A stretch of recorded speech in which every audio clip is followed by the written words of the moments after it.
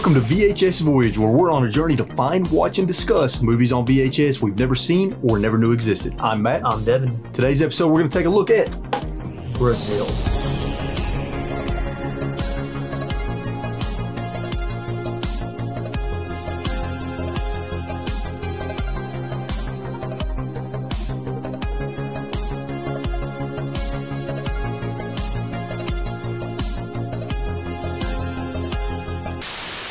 So we got about 20 minutes into recording this and realized I didn't have the main camera on. So you guys for a minute are going to be seeing just the alternate angles. Sorry about that.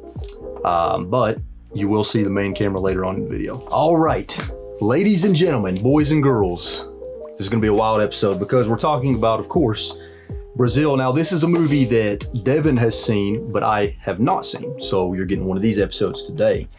And before we start talking about this movie that is gonna be a little difficult to talk about because I don't want to spoil anything, and also it's a very complex movie. Devin, hit us with some facts and information. Yeah, I got a lot here, so I'm gonna blaze through a lot of this just to get through it quick. 420, blaze it. You're a drug addict.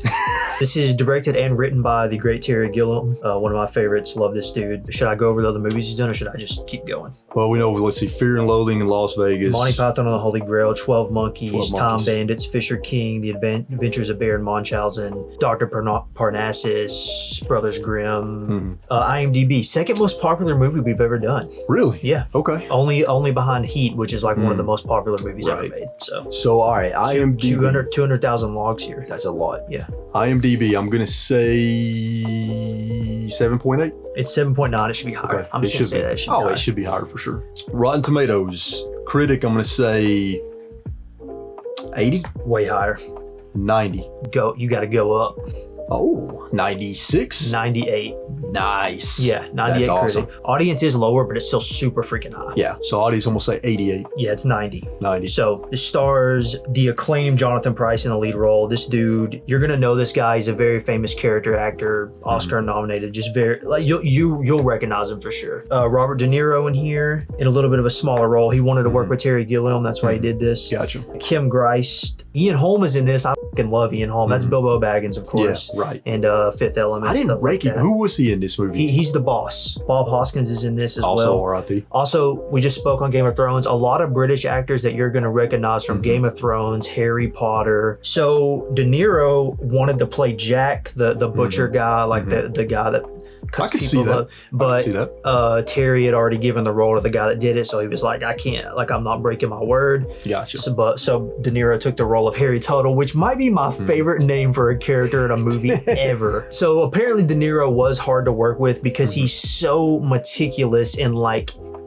research heavy and detail oriented, which is what makes him great. Yeah. One of the greatest actors ever, but apparently it was really hard to work with and it drove Terry insane. De Niro just wanted more takes. When Terry's a low take director, he's like, we'll do 2 or 3 takes and we're done. He's a low take director. And De Niro was like, sometimes they would have to shoot 25 to 30 takes. Damn, that's a lot of takes. Yeah, dude. so he was supposed to get everything filmed in a week with De Niro. It took 2 weeks. This is considered the second movie in a non-connected trilogy that he calls the Imagination Trilogy. Time Bandits is the first and The Adventures of Baron Munchausen is the second. This is leagues better than both of those movies. Those movies are not bad. This is leagues better than both of those. I would say that. Its influence in set design is still felt today. It inspired movies like the 1989 Batman, the Super Mario Bros. Movie with Bob Hoskins was heavily inspired by this. I could see that. The Coen Brothers Hudsucker Proxy, Dark City, and apparently The Last Jedi was heavily inspired by this. Some sets in The Last Jedi. Not just set design though, in terms of themes, Loki, the TV show, was heavily influenced by this, but the TVA, now that I think about it, the TVA is just like the government in it. Yeah. It's very similar. Yeah, that makes sense. Zack Snyder's Sucker Punch, the Wachowskis' Jupiter Ascending, and the 2018 video game We Happy Few is apparently, the atmosphere is very inspired by this. I was thinking that because We Happy Few definitely, because I didn't beat it, but I played a lot of that game and it reminded me of this movie. This is a complicated movie. This is one of those movies, Brazil is one of those movies where I feel like you need to watch it more than once because every single scene in this movie, there's so much going on. I loved it so much more on my second watch. I took in so much more, processed so much more, and just like little things. I enjoyed it even more on my second watch. I'm going to do my best to kind of do like a quick explanation of the plot of this movie. It's a tricky one. So essentially it takes place in this sort of like dystopian, surrealistic world where there's like all this bureaucracy and there's this big organization. If I remember correctly, the organization was called the Department of Information or something like that. So we have our main character, Sam, who works for the Ministry of Information.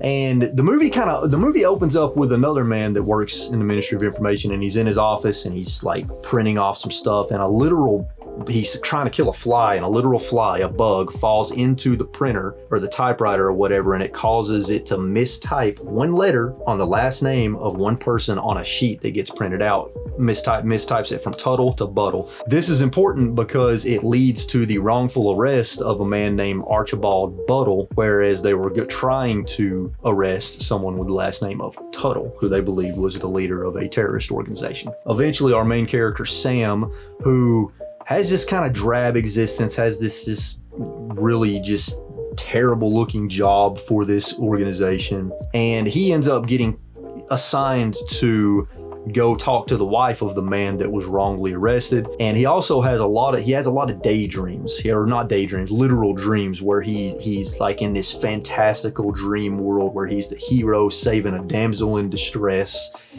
from just all kinds of crazy stuff. And this is a recurring dream all throughout the movie. Well, when he goes to meet the wife of the man who was wrongly accused, he ends up seeing the woman that is in his dreams. He catches a glimpse of the woman who's in his dreams, and so of course he goes after her. Are you all right?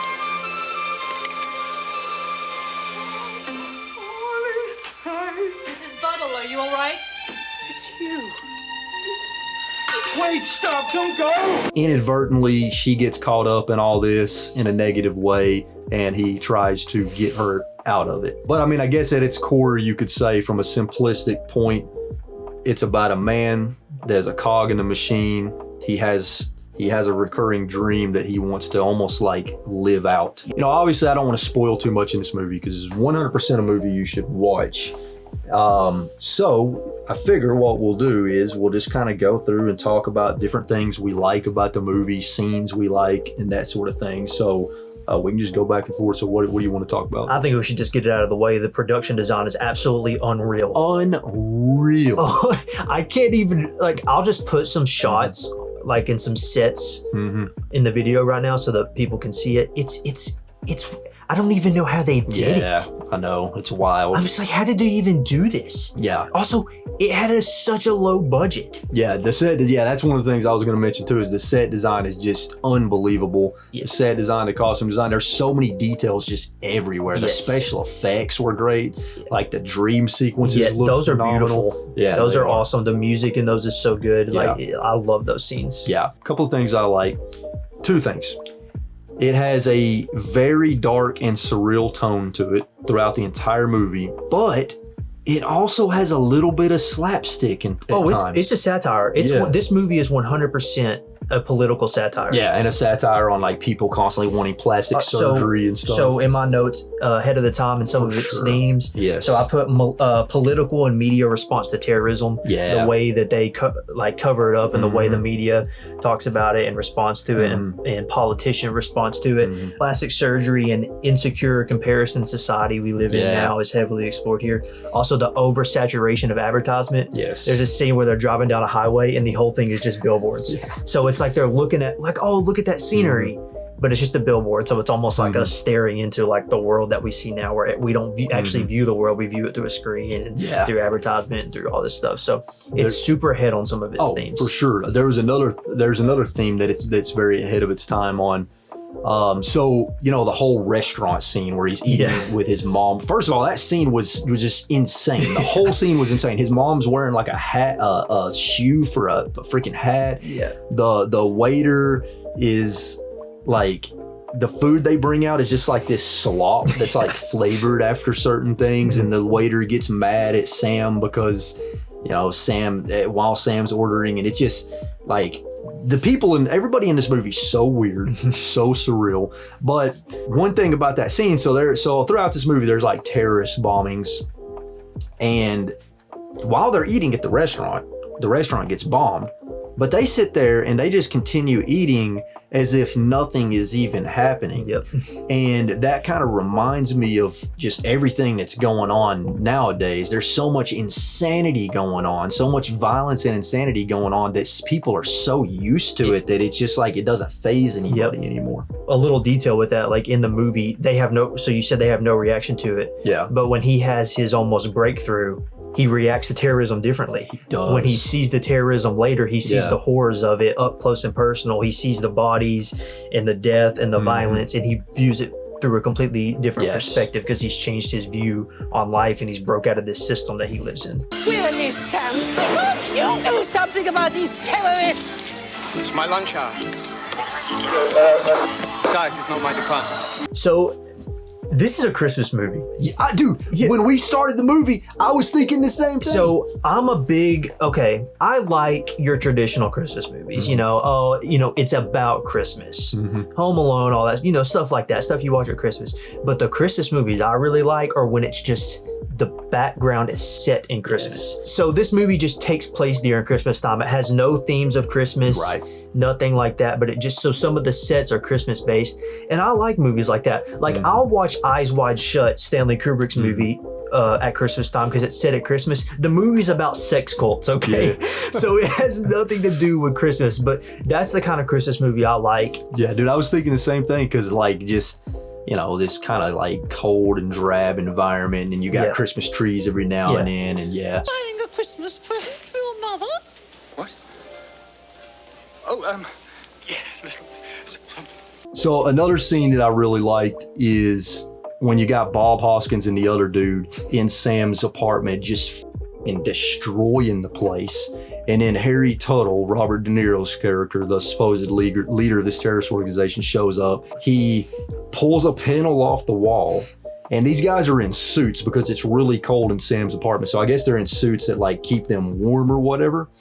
And he pulls a panel off the wall and there's like a heating tube that's hooked up to their suits. And he swaps the heating tube with the sewage tube. And so it pumps sewage into their suits and fills their suits up with shitty water and it explodes. Yeah. That was something else. That was kind of gross. It was kind of gross. God. Oh, Jesus.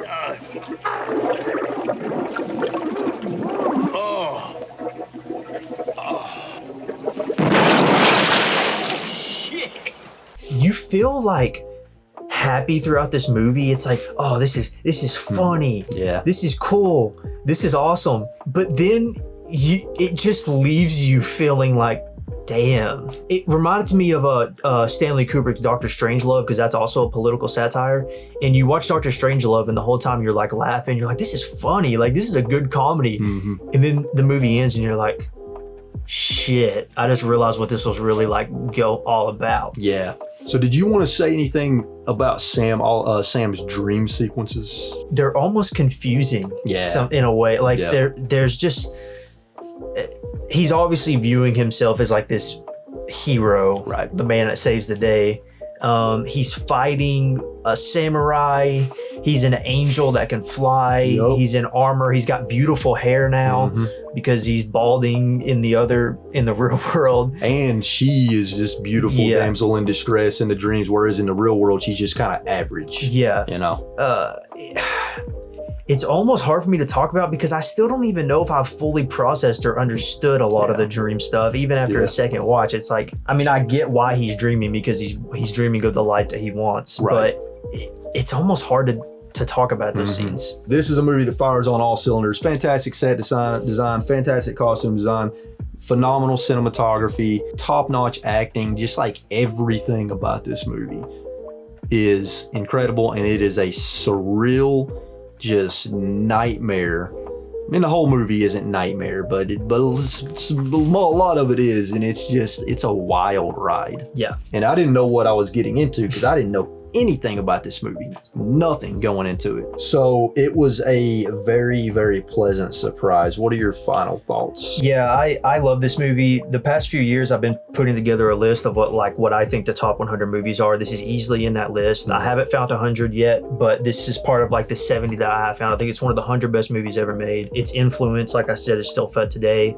I love Terry Gilliam. He inspires the hell out of me. I think he's so creative and smart and funny. Go watch his other movies. You know, obviously Brazil is a keeper. Yes. So we will not be giving this one away, but sounds like you can find it for pretty cheap if you want to buy a copy of it. This movie's easily accessible. You can rent it for really cheap. Yeah. It's going to be on any service to rent. DVD. It has a Criterion release, so you can get like a really cool Criterion package if you want to go get that. So yeah, this movie's very easily can be found. That is it for today's episode on Brazil. I'm Matt. I'm Devin. Catch you guys next week.